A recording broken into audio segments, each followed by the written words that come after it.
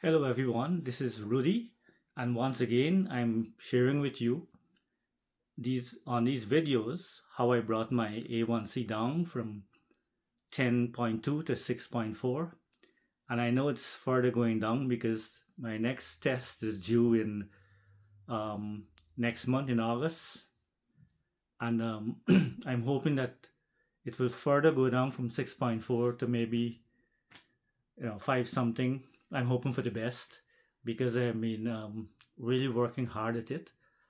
So what I want to do today in this video, like I've shared with you, how I got into the situation of being diabetic, and how I'm able to um, reverse it.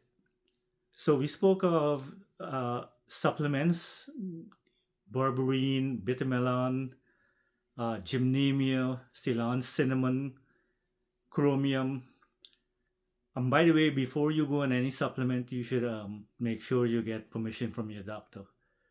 Because if you're using medication, as I've said before, they can interact. So you don't want that. You want to make sure that you have clearance from your doctor before you use any supplements. I'm not a medical professional. I'm not a doctor. So I'm not offering any medical advice. I'm simply sharing my experience and what I've done and how I'm able to reverse my situation. So we spoke the last time about exercising and particularly walking after your meal. And the rationale behind that is that working muscles, not just muscles, so you can be a person with a lot of muscles and so on, and it wouldn't really help, that if you eat a high carb meal and then you just sit around, right? You have to get up and move. And in moving, those muscles require energy. And so the glucose in the bloodstream at that time will be absorbed into your muscles. That's why they call it a glucose sink. Your muscles are a glucose sink. So today I want to share with you some other stuff like the principle of cooling and reheating. So let's say you cook your meal and it's rice or pasta or bread or potatoes. Most those foods that normally you won't want to eat because if you're diabetic, they tend to raise your blood sugar. So, but there's so many research out there now, and there's a lot of data to back it up. So when you cook your carbs, your rice, your pasta, your potatoes, or your bread or whatever, if you put that in the fridge to cool overnight, maybe a 24-hour period, and you take it out back, you can reheat it. And if you have that, it tends to mitigate the spike in your blood sugar.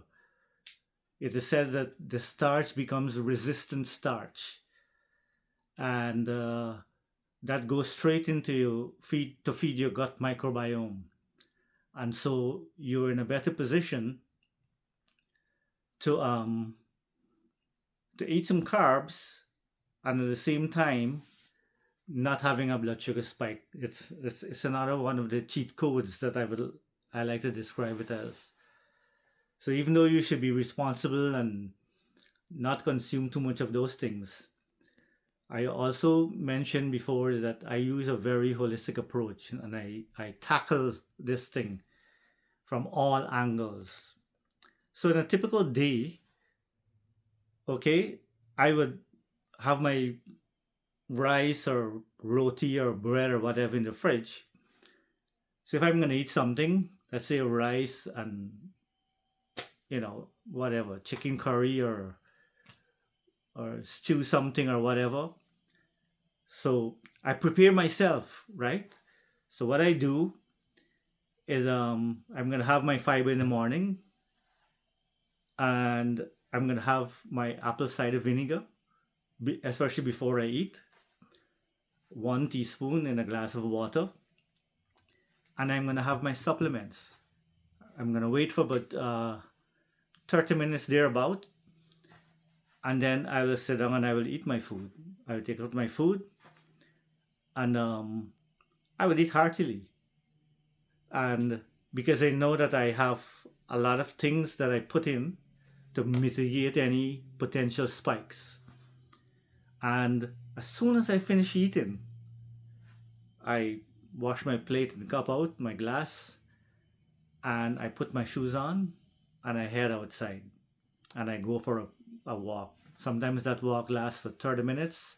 Sometimes, if the place is cool, it's like 45 minutes. Um, Sometimes, if I don't get to go to the gym or I don't get to go to walk, I just go up and down the stairs, up and down the stairs for about a 15-20 minute period. You look crazy doing it, but it helps. It helps greatly. Also, sometimes you can just do body weight squats.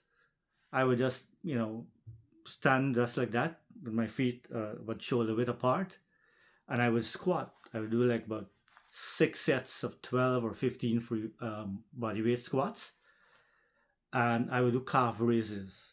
Now, your muscles in your calves are called the soleus muscles, and they it is one of the best way to reduce your glucose spikes because it really draws that glucose out of your bloodstream. You can sit in your chair and all you got to do is to raise your feet up, like you do a little tippy toe. In the next video I will do, I don't have my cameraman here to assist me, but I will do a video showing you how you can do the calf raises right at home, standing or seated. You can just, like I'm sitting here and I'm doing it. I'm raising my feet up onto to the ball of my feet and hold it for about 1, 2. Then I go all the way back down. I raise it up, hold it a little bit, and then I go all the way back down. That really, really works. So, along with cooling the carbohydrates in the fridge beforehand, along with having my fiber, along with having my apple cider vinegar, and along with having my supplements, and then after eating, I go for a walk. I know that I'm doing so good in mitigating any blood sugar spikes, and that is in a nutshell. That is exactly what I do basically to bring down my A1c levels from 10.2, sorry, to 6.4. And I know it's further going down because, and what is so nice about it is that I didn't have to completely give up carbohydrates.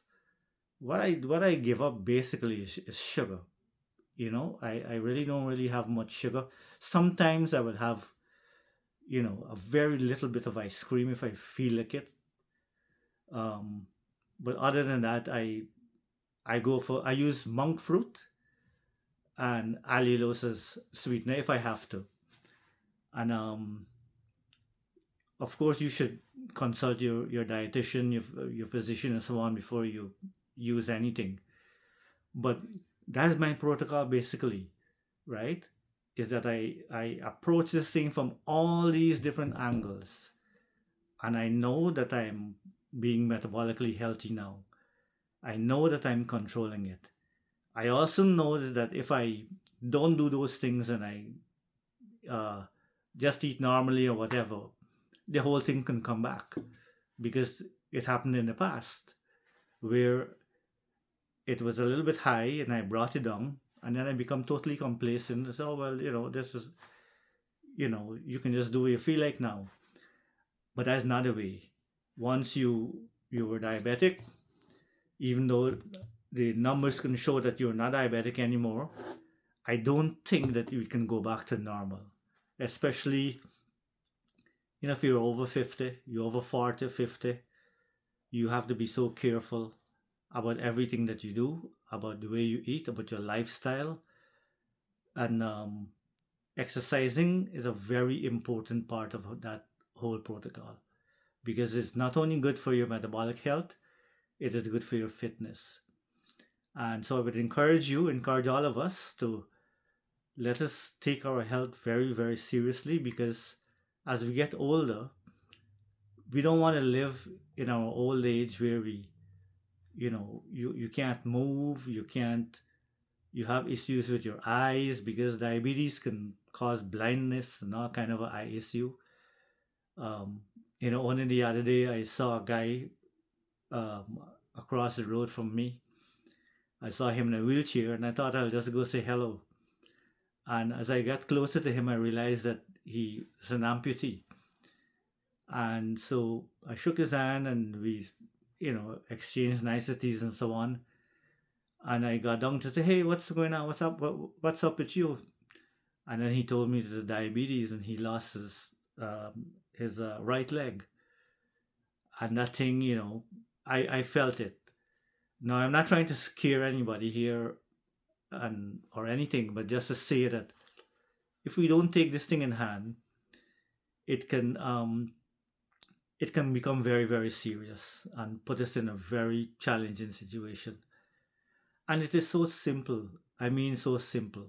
Even if you don't take any supplements and you don't even take medication, if you can simply, every time you finish eating, or you can time it, you can plan your eating in such a way, because if you're working, sometimes you may not have that time to go for a walk. But if you plan your meal, so okay, I'm going to only eat when I get home and when I have the time to go for that walk. If you do a simple thing like that, it's going to mitigate any kind of a blood sugar spike. The other thing I want to say with you before I go is that um, I listened to a doctor was explaining what happens when you allow high blood sugar to linger around in the body. She says you go through glycation, and she explained what glycation is.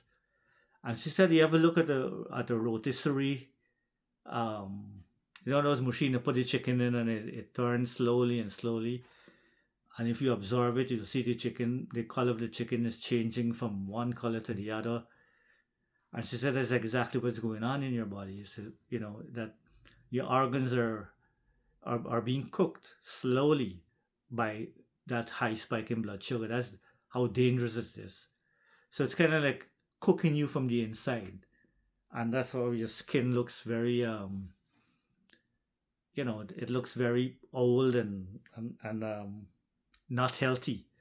So that's another thing. That's how she explained what glycation does to you, and that's what high blood sugar does. So you don't want to be in a state where you have this high blood sugar going on in your body, right? And at the same time, you want to live your life. You want to eat some of the foods that you like. Some things you may just have to forget about it, because if your health is important to you, then it's important that you discipline yourself and you uh, do the right thing and live happy, healthy lives. And that is how we defeat this thing. We don't let it get the better of us. Okay? And that is my wish for all of you.